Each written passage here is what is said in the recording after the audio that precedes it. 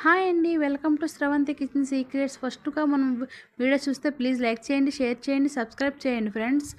పక్కనే ఉన్న bell icon click చేస్తే ఆల్ అనే మార్క్ వస్తుంది. వీడియో పెట్టగానే మీకైతే నోటిఫికేషన్ వస్తుందండి. ఈరోజు అయితే బేబీ పొటాటోతో కమ్మని కర్రీ చేసుకుందామండి.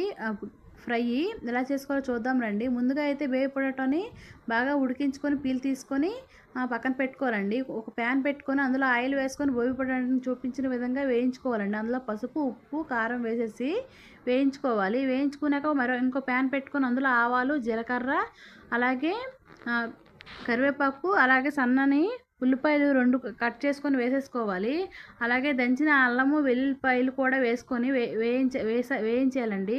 ఆ వీడియో అయితే క్లిప్ మిస్ అయినట్టుంది. ఇలా వేయించుకున్నాక ఒక 2 టమాటా పళ్ళు అయితే ప్యూరీ చేసుకొని అందులో వేసేసుకోవాలి. వేసుకొని బాగా మిక్స్ చేసుకున్నాక టేస్ట్ తగ్గట్టు సాల్టు, చిటికెడు పసుపు, అలాగే ఒక స్పూన్ అయితే కారం వేసేసుకొని బాగా మిక్స్ చేసేయాలండి.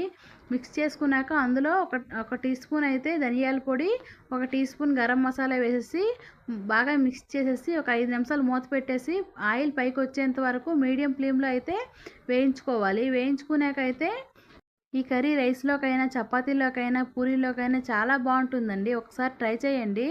ఎలా వచ్చిందో కూడా నా కామెంట్లో తెలియచేయండి ఎలా వచ్చిందన్నది.